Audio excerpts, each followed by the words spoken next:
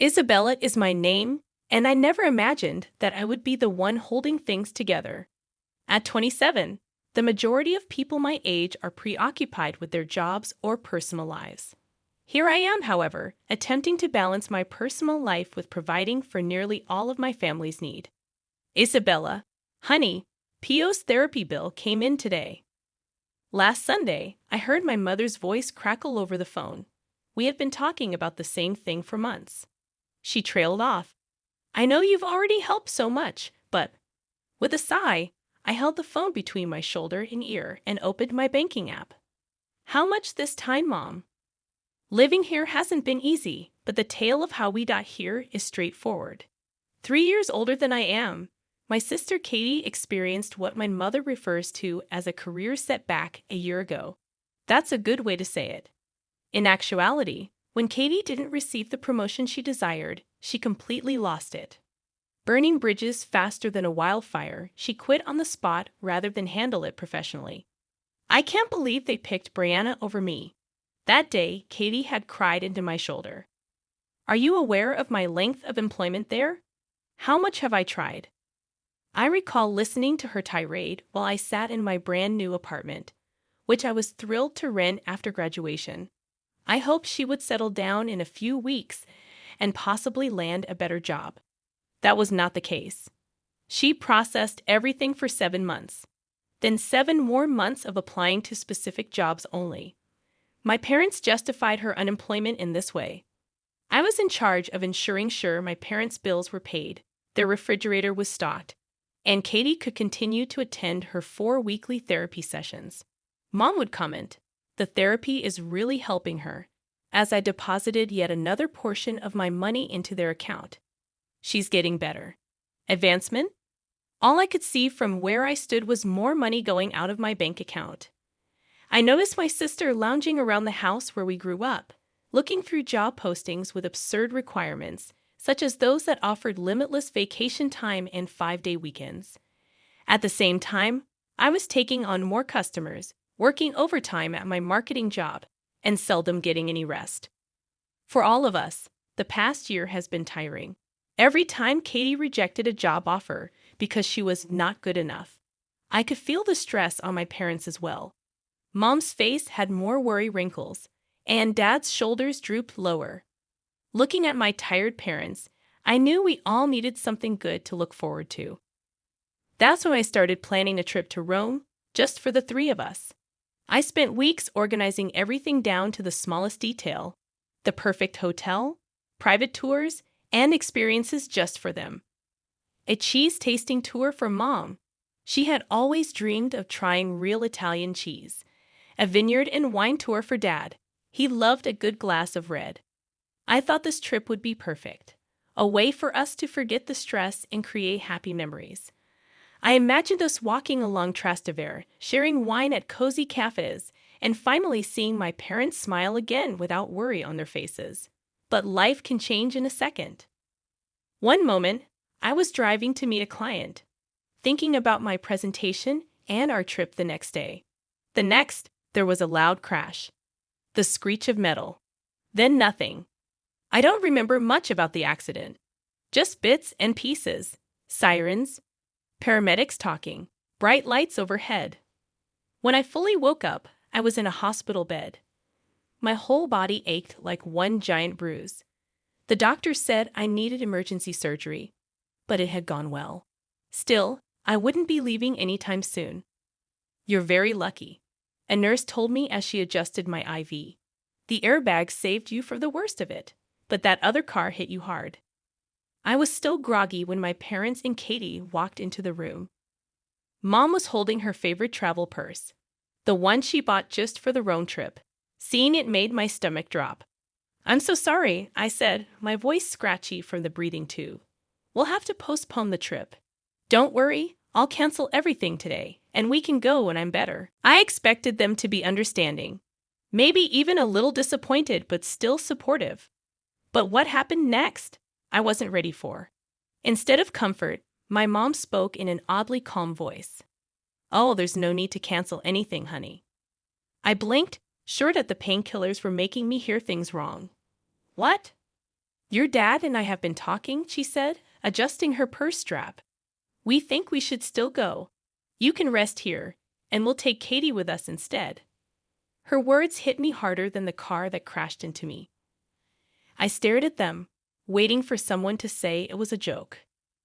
Katie's been through a lot this year, Mom added, patting my sister's shoulder. She really needs this break too. Katie stepped forward. You were supposed to watch the house while we were gone, she said. Since you can't, you'll need to hire someone. Make sure they're reliable. I lay there, my mouth open, unable to speak. This couldn't be real.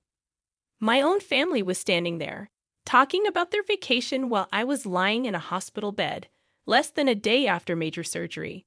Then they actually waved and walked out, leaving me alone with the steady beep of the heart monitor and the painful realization that they had just abandoned me for a trip I had planned and paid for. I lay in bed for what felt like hours, staring at the ceiling, trying to make sense of it. The pain meds couldn't dull the ache in my chest, the one that had nothing to do with my injuries. They didn't even ask how I was feeling, I whispered to myself. Not about the surgery, not about the accident, not about anything. A nurse passed by for the third time, probably noticing my heart rate going up on the monitor. She stopped in the doorway, concern on her face. Everything okay, honey? Your numbers are a bit high. My phone, I said, suddenly remembering. Could you please get my phone? It should be with my things. A few minutes later, she returned with a plastic hospital bag. My hands shook slightly as I pulled out my phone, relieved to see it wasn't damaged. The screen lit up with my old background, a Christmas picture of me and my parents. I quickly changed it to the default wallpaper. At least something survived the crash, I muttered. Then I opened my email app. There it was, my Rome trip folder, full of all the confirmations and plans I had worked so hard on. I stared at it for a moment. Well, I said to myself, my fingers hovering over the first email. If they want to treat me like a travel agent instead of a daughter, I'll act like one. And one by one, I started canceling everything. First, the hotel. A few clicks, and the beautiful suite with a view of Municipio 9 was gone. Next, all the private tours. Mom's cheese tour. Canceled. Dad's wine tour. Gone. The private dive for the Pry. The evening cruise on the Trast. The skip-the-line Municipio 9 passes. I canceled them all. With each cancellation, I felt a mix of emotions. Sadness, yes, because I had dreamed of enjoying these experiences with my parents. But also something else. Not exactly satisfaction, but maybe justice. They treated my accident as an inconvenience. They chose to take Katie, who hadn't worked or contributed to anything in a year, on a trip that I paid for while I lay in a hospital bed. The last thing left to cancel was their return flight. I stared at the confirmation for a long moment before clicking the button. A small, petty part of me wondered how they'd react when they realized they had to figure out their own way home. Once everything was canceled, I put my phone on silent, placed it face down on the bedside table, and closed my eyes. They'd figure it out soon enough. Maybe somewhere over the Atlantic, they'd realize that actions have consequences, even in families. Maybe when they landed in Rome with no hotel, no tours, and no flight home, they'd finally understand what it feels like to be abandoned and left to figure things out alone. The first message came at 3:25 a.m. They must have just arrived in Rome and gone to check into the hotel. My phone lit up on the table, buzzing silently. Despite the pain in my ribs, I smiled a little. By breakfast, I had 15 missed calls. By lunch, 40. The messages started piling up too. I kept a little tally on the back of my hospital meal menu, just for fun. Missed calls. Mom, 25. Dad, 18. Katie, 48. Text messages, 50 and counting. Voicemails, 21. I smirked. Let's see what's so urgent that they'd blow up a hospital patient's phone. When the count passed 51, I finally picked up my phone, wincing as I moved. Katie's messages were first. How could you be so cruel and selfish? We're standing in the hotel lobby with nowhere to go. You're absolutely heartless. Then Mom. Isabella, I am so disappointed in you. This isn't how we treat family.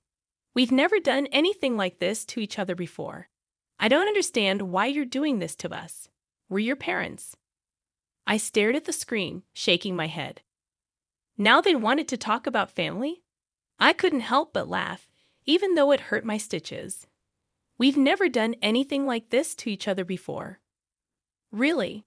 What about leaving your injured daughter in the hospital to go on a vacation she paid for? Dad's messages were shorter but just as demanding. Call now. Fix this immediately. Your mother is crying. The phone wouldn't stop buzzing. New messages popped up faster than I could read them. The hotel won't let us check in. Where are our tour reservations? What do you mean you canceled the return flights? Answer your phone right now. I was reading a particularly nasty message from Katie about how I had ruined everything when Dr. Olivier walked in, looking serious. Miss Wilson, your phone has been ringing nonstop for hours.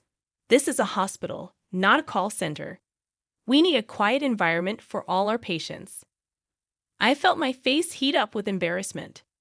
I'm sorry, doctor, it's just.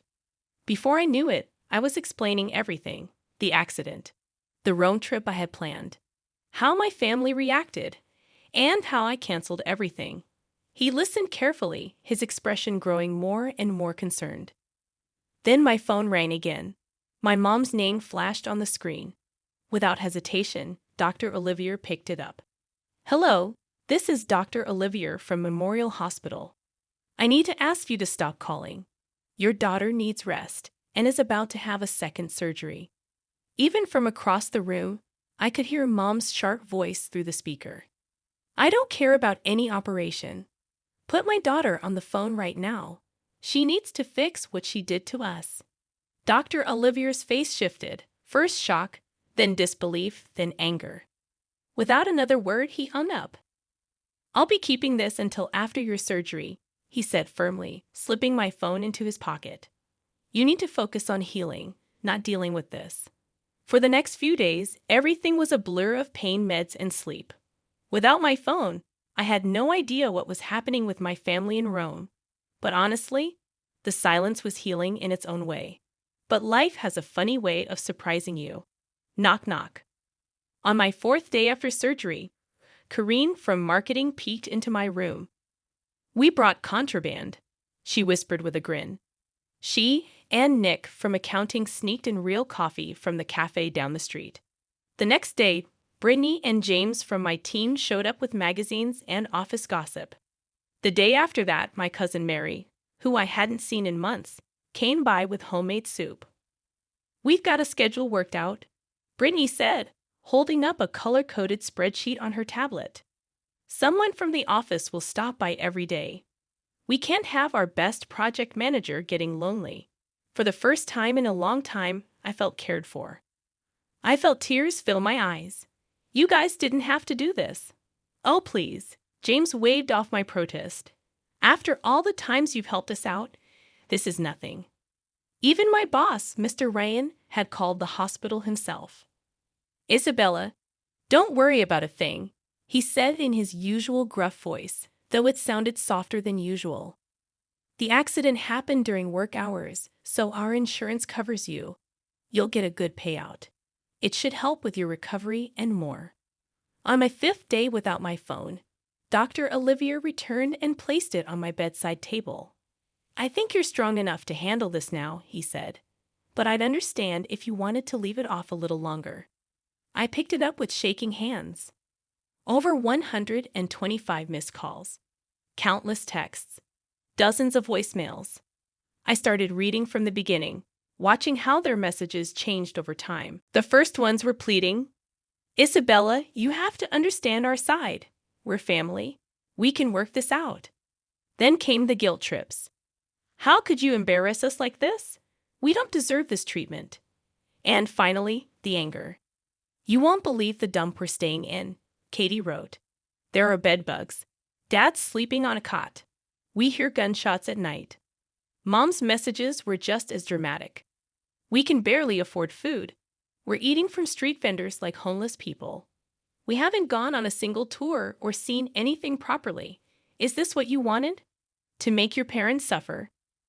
The latest message was a demand for return tickets home, followed by multiple threats about what would happen if I didn't fix things immediately. I sighed and placed the phone face down on the table just as another knock came at my door. It was Sophie from HR, holding a deck of cards and a bag of cookies she had smuggled in. "Ready to learn poker?" she asked with a grin. I looked at her, then at my phone, and I made a choice. I turned my phone off completely and smiled. Deal me in. I was actually having a good day when they burst in. My physical therapist had just finished our session, and I felt proud of myself. I had managed to walk a few steps on my own. Then I heard it. The sound of rolling suitcases on the hospital floor. My only warning. Seconds later, they stormed into my room like a hurricane. "How dare you?" Mom's face was red with fury, still in her travel clothes. "How dare you do this to us?"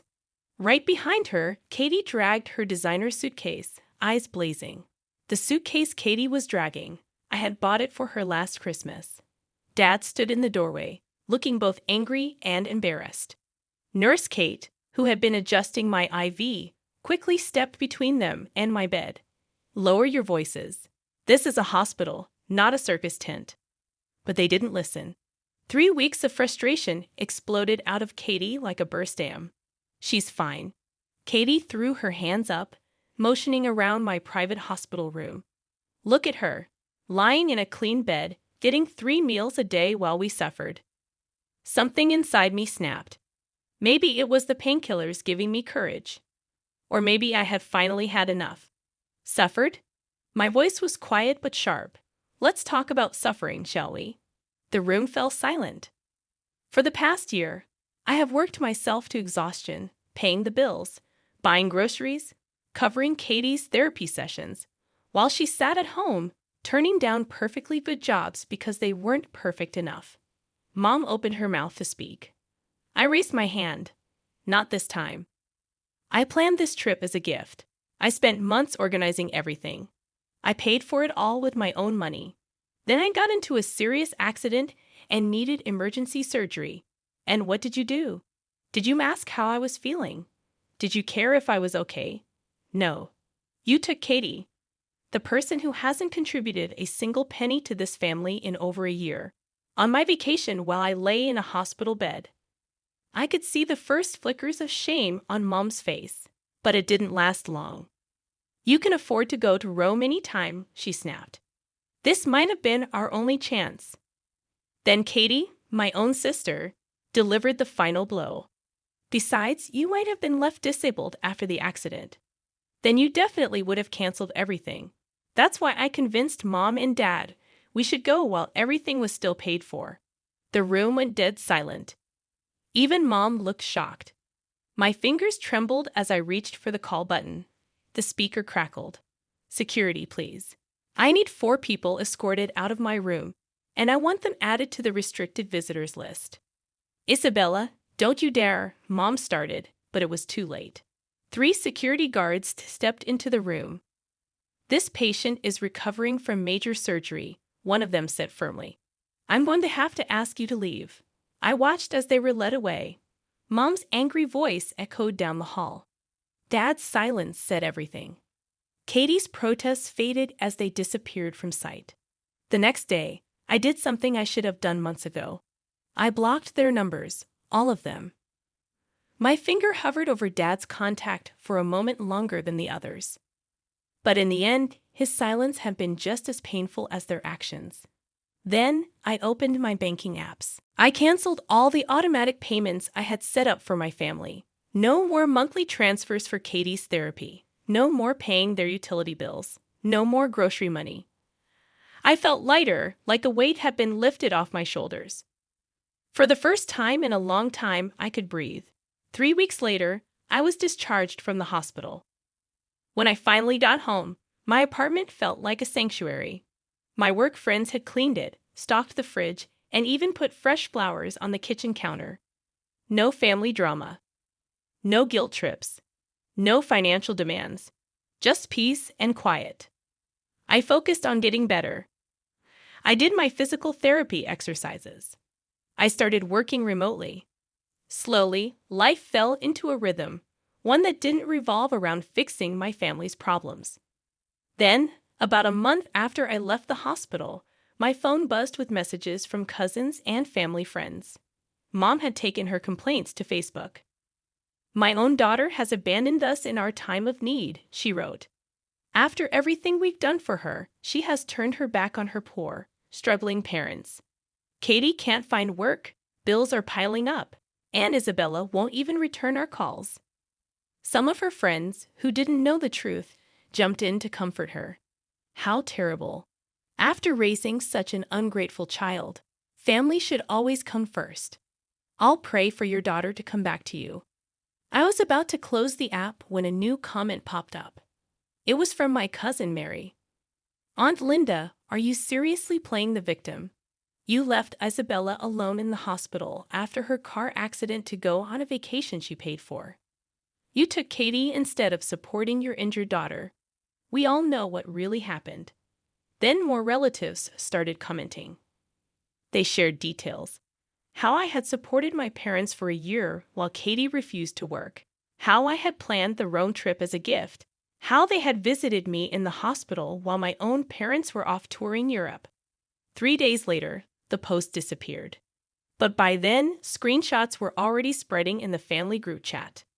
Mom's plan to make herself the victim had backfired completely. 4 months after the accident, I walked into my office without my cane for the first time. My steps were steady. My head was held high. All the physical therapy had paid off. I was finally back to normal. Maybe even stronger than before. I expected a quiet first day back, maybe some small talk by the coffee machine. Instead, I walked in to find my entire team gathered around my desk. A massive cake sat in the middle of the celebration. "Welcome back, Isabella," they all cheered. I walked in, and the cake took my breath away. 3 beautiful tiers of vanilla and chocolate, decorated with fondant flowers. On top, a tiny figurine of a woman standing tall. My eyes filled with tears. "You guys," I started, but I couldn't finish. Kareen pulled me into a gentle hug while Nick started cutting the cake. "Oh, and this came for you," Brittany said, handing me an envelope. It was from the insurance company. I opened it right there, surrounded by my work family, and nearly dropped it when I saw the settlement amount. There were more zeros than I had expected. That night, sitting in my apartment with a piece of leftover cake, I opened my laptop and started browsing travel sites. The same luxury hotel in Rome I had booked before popped up in my search results. Without hesitation, I checked availability for 4 months from now. Single room this time, I murmured to myself, smiling as I clicked Book Now. Next, I booked the tours, the same ones I had planned before, but this time designed for a solo traveler. The cheese tour, the wine tasting, the private guide. I booked them all. This time, every experience would be exactly what I wanted. No compromises. My phone buzzed. Another attempt from my family. A text from Mom. "We miss you." A voicemail from Dad. An email from Katie. Earlier that week, they had even sent expensive flowers to my apartment. I had thrown them straight into the dumpster. The last message was from an unknown number. "Isabella, it's Mom. Please talk to us. We're still family."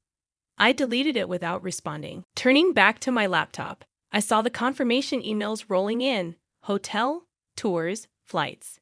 But this time, seeing them didn't fill me with stress or worry. I wasn't planning for anyone else. I wasn't managing anyone's expectations. I felt nothing but excitement. Moving my laptop aside, I walked to the window and looked out at the city lights. 3 more months, and I'd be walking the streets of Rome, eating at cafes, visiting museums, making memories, my own memories, on my own terms. My phone buzzed again. Another call from an unknown number. Undoubtedly another family member. I didn't even look at it. Instead, I closed my laptop and smiled. I'd opened my photo gallery and deleted the old family pictures I had been holding on to. It was time for new photos, new memories, new adventures. Sometimes the family you choose, friends, coworkers, and kind strangers who become more than strangers, matters more than the family you're born into. I had learned that the hard way. But standing there, planning my solo trip, I knew one thing for sure. I would never forget it.